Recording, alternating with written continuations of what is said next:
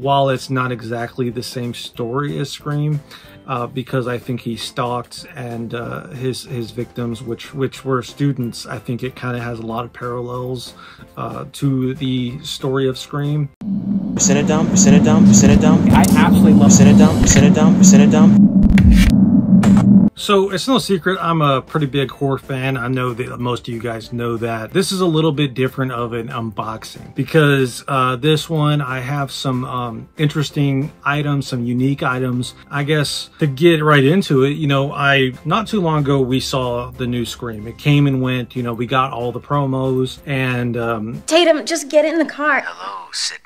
There was documentaries that were made about the real Scream, or like the man that inspired Scream. And for those that don't know, that man is Daniel Rolling, also known as the Gainesville River. He's an American serial killer. He killed 5 students in Florida over 4 days in August 1990. For those that don't know, those crimes were fairly gruesome. Rolling's victims would have had the most horrendous time during their ordeals, because here's somebody that they don't know who's coming into their home, which is their place of sanctuary, and attacking them in the most brutal way. It really is terror of an unimaginable degree.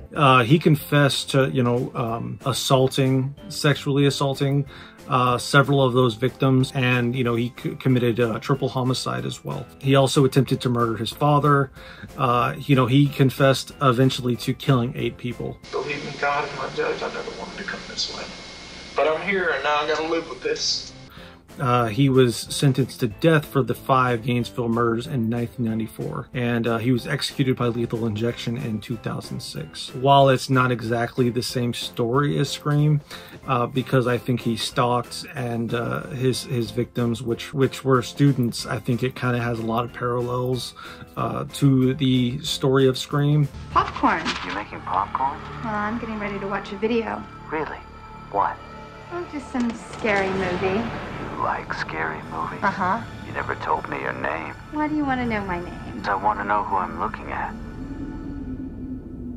And obviously he's not with us anymore, but you know, that doesn't make the case any less interesting to me. So I was intrigued, and you know, I wanted to know more. So I looked into him, I looked into the trial, I looked into the charges, I looked into the story, and ultimately I found that he had a connection with a woman named Sondra London. Well, June, we worked together for quite a while and very closely on the project of his life and crimes, and it was in getting to know him during that process that we became closer gradually over the months. Now, Sondra she was a fiance of the convicted serial killer, Danny Rolling, and she interviewed and published, you know, multiple things about his crimes, and you know, I found out that she had a website, so I started talking to her. I always had a fantasy or a dream that the boogeyman came, and he's like riding on this black stallion, and he comes to my window, and he comes to get me, and I jump on the horse with him. You know, we've slowly but surely became friends, and we communicate often. Oddly enough, you know, this happened right before my surgery, and I was reaching out to her for an autograph or a piece of art, which she does do art, and you can order art from her, but she oddly enough had a piece that she had already finished that had to do with the heart. So I was very curious about that, and I was excited to add that, or at least request it. So let's take a look at it together. So the one thing that I will say is that it did come in just a priority mail package, and not very protected. So I've had it under like heavy books.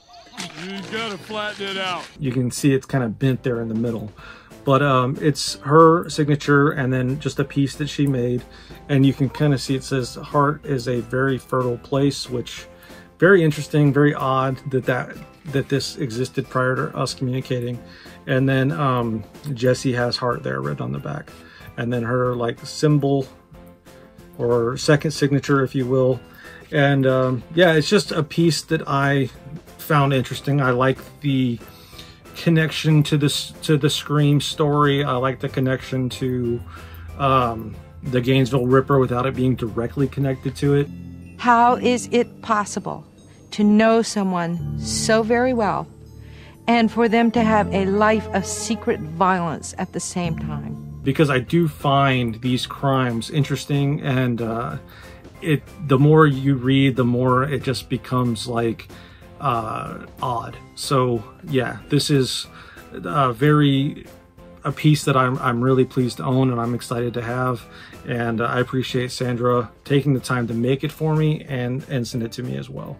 So up next, this one's a little bit different, a little bit out there. This one is a letter that I received from Dennis Lynn Rader, aka the BTK killer. A letter sent to the Wichita Eagle last week is believed to be from the serial killer. It's a single sheet of paper, 3 photographs, a driver's license, and there were some markings on the letter. That's an abbreviation that he gave himself for bind, torture, kill. And feel free to look into his case if you like, but long story short, he murdered 10 people in Wichita and Park City, Kansas between 1974 and 1991. So he was a busy individual. I checked out a documentary on Hulu, and I found him to be quite fascinating. I like the way that he does puzzles with people that he writes letters to. My initial communications with Dennis Rader were kind of interesting. He liked the fact that I came in with credentials because it meant he was being taken seriously. You know, no surprise, I wrote him a letter about hope and about, you know, remaining hopeful ultimately. And he wrote back, and he wrote back on the back of my page, but yeah, it's a 2-page response. So here's the first page, and you can kind of see if you look closely, there's like orange markings, like almost like notes, like and he did the same thing on the other side as well. So he critiqued my writing, and he highlighted certain very particular words on here as well. And I'm sure that that's some sort of code. He said he wanted me to solve some codes, and he liked working with codes. But he did it on this page as well, which is also pretty interesting. I honestly haven't had time to sit down and take a look and try to decode what he's trying to tell me. But it is interesting nonetheless. And these are things for me. You can call me morbid, you can call me insane, but for me, it's just another way to connect to the media. So I enjoyed the documentary with about the BTK killer, so I wanted to firsthand get a response from him. And then same with the Gainesville Ripper. You know,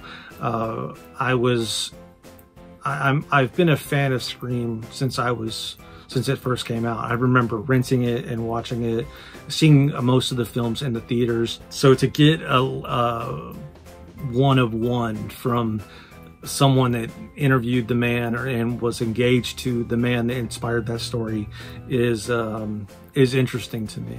At this time, I feel it necessary to comment on the blatant statements Mr. James H. Williams has made concerning Sondra London, Bobby Lewis, prison authorities, and myself. Miss London and myself have been corresponding for almost a year now. Regardless of what Williams has said, Miss London is of the highest caliber, sincere and honest, a woman of extraordinary talents. If I were her, I would sue Williams for slander and defamation of character. She did not deserve the things he said or what the Gainesville Sun printed about her. It's just not so. But I can understand how it is in poor taste, or I can understand how people might look down on these exchanges, and I totally get it. But for me, these are just interesting pieces to the collection, and my weird, odd collection of just weird and odd stuff that I have around me.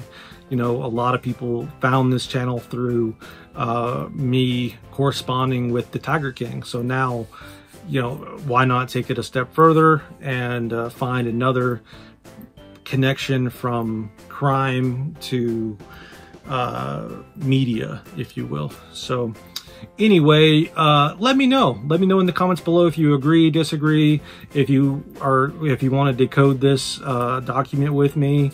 Yeah, why not? Let's see what we can do. And then also, you know, if you guys do buy anything from Sondra or reach out to her, just let her know that you were sent by me. Sondra's fantastic, and I couldn't ask for